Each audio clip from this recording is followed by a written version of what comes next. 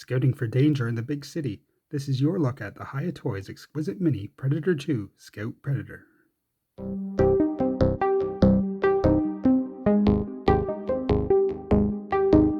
Welcome back. Now before we take the Scout Predator out of his packaging, a question for you down in the comments. What was the first Predator movie you saw? For me, I think it was Predator 2. So looking at the Scout Predator in his packaging, we have the usual Hiya Toys box design. Nice clear view of the figure if you are a mint in box type of collector. On the back, the usual legal notices and stuff like that, and a couple of pictures of the figure. So let's get him into his packaging and see how he looks. Now with the Scout Predator out of his packaging, we'll go ahead and measure him up. I'm just hanging on to him because for the life of me, I cannot get him to stand on his own. He's very top heavy. He keeps wanting to fall backwards unless I bend him forward like this, like an old man pose. He won't stand on his own. So bringing in our tape measure, we can see, like the other Predators, he stands at 4 3/4 inches, or just under 12 centimeters. We'll move him to the side there. And speaking of stands, of course, Hiya includes a stand with all their figures, luckily, so this will allow us to have them stand upright. The normal muddy or maybe road texture base there. Also included are two of these H brackets, which can be attached to any of these slots here and can connect with a similar base that comes with the other Alien or Predator figures. Moving on to weapons, he does come with his fully extended combi spear. This is the same spear that came with the City Hunter, it's just done in a different color scheme, black with silver dry brushing on it, which helps make it look distinctive from the other ones. He also comes with his disc, again done in silver. We do get an alien skull here, like seen at the end of Predator 2 in the trophy room. Nicely detailed, very exotic looking alien here.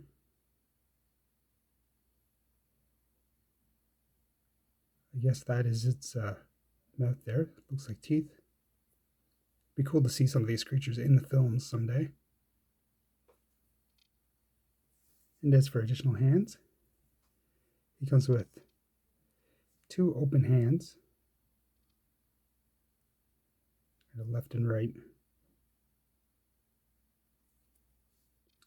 Moving on to the Scout Predator himself.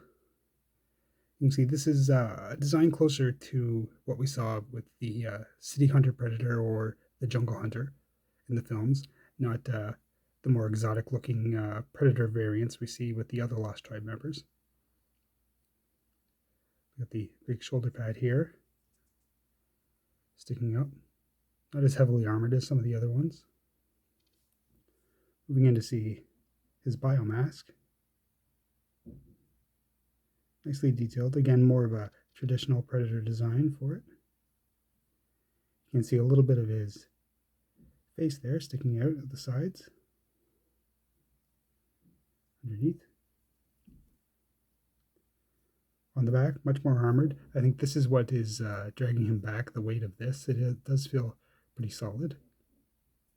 Now, there is a slot there where his plasma caster would go in, but he doesn't come with one. I'm not sure if this Predator is supposed to come with one. It could just be a reuse from a different Predator. The slot is there. You could take it from a different Predator if you wanted to add it. His loincloth down at the bottom.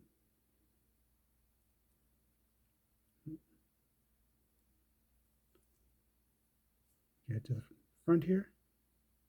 He has his Gauntlet, which can extend. The normal Predator 1, Predator 2 style Gauntlet. His computer here.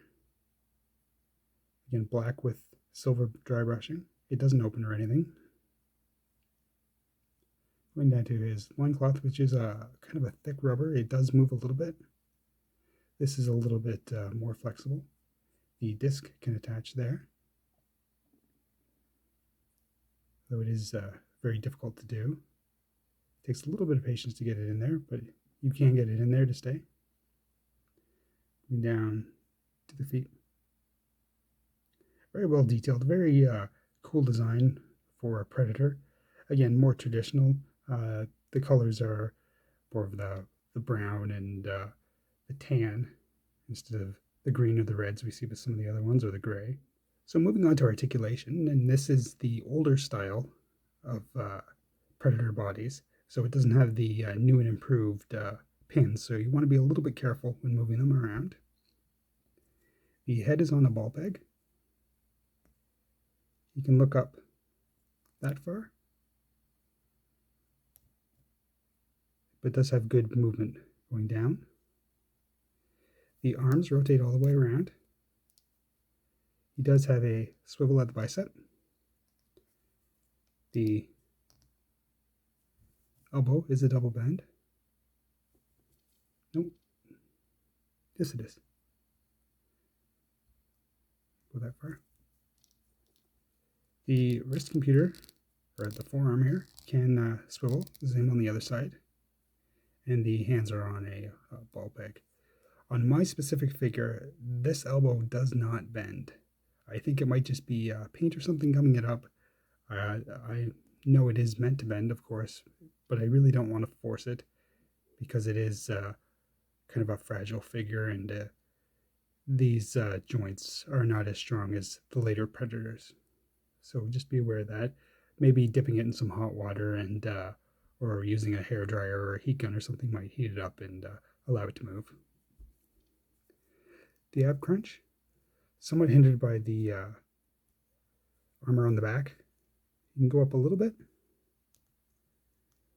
and doesn't have too much down movement, but he can look down. There is no waist. Well, he can turn at the ab crunch, of course, but there is no waist swivel. The top of the thigh swivels. The legs will kick out all the way around if you want them to. You do have the double bend knee. There's no rotation down at the top of the boot. The feet do rotate back and forth. They don't seem to go up and down, though. Again, I'm not sure if they're supposed to or if that's just my figure is a little stiff.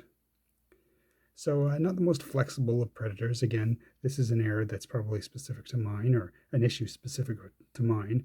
It's unlikely that all of them are like this, and yours should be able to move. Okay. So issues with articulation aside, I think this is still a very nice looking figure. Again, a more traditional looking Predator, not the wild designs we saw with some of the other Lost Tribe members, the green skin, the gray, or even the red, but still a good looking armored Predator. If you do get this figure, of course, be careful with the articulation. Again, Hiya Toys did have issues with these Predator 2 figures, which they've since gone back and fixed for future releases in the Predators and AVP line. So thank you for watching, and I'll see you again soon. Bye.